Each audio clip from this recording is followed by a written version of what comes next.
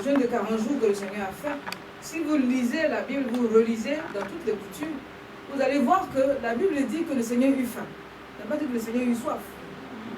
Ça veut dire que le Seigneur ne mangeait pas, mais il buvait. Alléluia. Pourquoi le Seigneur buvait? C'était nous donner un modèle de jeûne qui était accessible et possible à l'homme.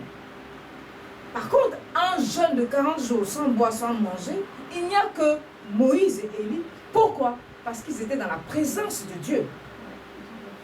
Et donc Dieu les nourrissait par son esprit. Donc ce sont des jeûnes surnaturels. Si Dieu te révèle et te dit jeûne 40 jours sans boire, sans manger, ça veut dire que Dieu lui-même va te nourrir. C'est de l'ordre du surnaturel. Alléluia. Donc le Seigneur, en jeûnant le jeûne de 40 jours où il buvait, pour montrer l'exemple à l'homme, pour dire voici le jeûne que vous pouvez faire. Comme lui, il était revêtu d'un corps humain, tout en gardant son identité divine, il a fait ce jeûne, non pas parce qu'il ne pouvait pas faire le jeûne à sec, sans boire, sans manger, mais parce qu'il était venu pour sauver l'homme. Donc donner l'exemple à l'homme, comment l'homme allait se régénérer dans la présence de Dieu. Comment l'homme, dans quelle attitude l'homme devait se tenir pour revenir à Dieu, s'il voulait jeûner 40 jours. Donc Dieu a limité la capacité que l'homme pouvait faire, et que jeûner sans manger, sans boire, revenait à l'autorité divine de Dieu. Vous voyez? Donc ça veut dire que tout ce que le Seigneur a fait, il nous a dit que nous pouvons le faire. Mais tout ce que le Seigneur n'a pas fait, c'est parce qu'il ne sait que nous ne pouvons pas faire concernant le jeûne. Alléluia.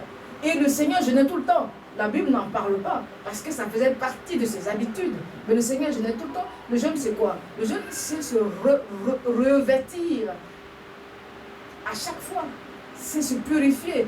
Donc le Seigneur, à lui, il dit que le Seigneur allait sur la montagne pour prier. Et quand vous lisez, vous remarquez que c'est après avoir fait de gros miracles. Donc, ça veut dire que quelque chose sortait de lui. Donc il allait encore se ravitailler de la puissance de Dieu. Et c'est ça le jeûne. Le jeûne nous permet de nous régénérer à chaque fois dans notre quotidien. Donc jeûner fait partie de la vie d'un chrétien. Alléluia. Voilà. Le Seigneur a jeûné pour rentrer dans le ministère, pour nous montrer l'exemple, pour se revêtir de la puissance de Dieu. Non pas parce qu'il n'avait pas la puissance, mais c'est donner l'exemple. Donc il allait être éprouvé pour dire que vous serez aussi éprouvés. Mais toujours que la parole soit au devant de vous et dans votre bouche, afin d'éloigner l'accusateur et le séducteur. Donc, tout ce que le Seigneur a fait, nous devons en prendre comme exemple. Alléluia. Donc, nous allons revenir sur l'enseignement des jeunes, de manière à ce que vous compreniez que tout ce que la Bible donne, c'est un moyen pour nous de pouvoir être éduqués, enseignés, instruits. Ça veut dire qu'il y a 3 niveaux de jeûne.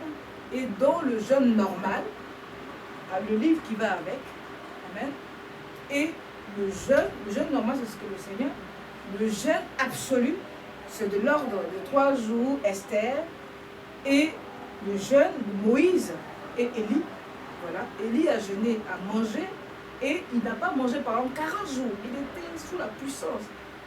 Moïse a jeûné 2 fois 40 jours sans manger, sans boire, sous la puissance. Alléluia. Aucun homme ne peut faire ça. C'est l'intuition. Sinon tu meurs. C'est pour ça qu'on dit, il est dans 40 jours, il meurt. On ne peut pas s'abstenir. Le cerveau a besoin de s'alimenter. Et donc on dit, il a fait attaque cérébrale. Mais oui, parce que le cerveau ne s'alimentait plus. Quand vous jeûnez régulièrement 3 jours, vous allez entendre des bruits dans votre cerveau. Il y a la fatigue du cerveau. Et en plus, aujourd'hui, depuis longtemps dans la Bible, le Seigneur nous dévoile comment adapter le jeûne à l'homme. C'est pour ça que dans certains jeûnes, comme Esdras, il a jeûné 7 jours. Mais quand vous lisez, ce sont des jeûnes adaptés à la situation. Que Dieu nous bénisse. Amen. Donc nous allons étudier ça la prochaine fois quand Dieu permettra, pour que nous soyons enseignés sur le jeûne. Même quand tu t'abstiens, c'est aussi un jeûne partiel. Alléluia. Daniel est spécialisé en jeûne partiel. Ce jeûne de 21 jours, c'est un jeûne partiel. Il mangeait, mais s'il mangeait 3 repas, il mange un repas, peut-être sans contaminer de mes succulents. Voilà. Il pouvait peut-être boire que de la soupe. C'est manger. Tu manges 3 fois la soupe.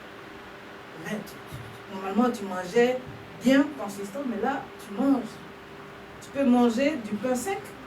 Tu manges, mais du pain sec. Pourquoi? Tu en jeûnes.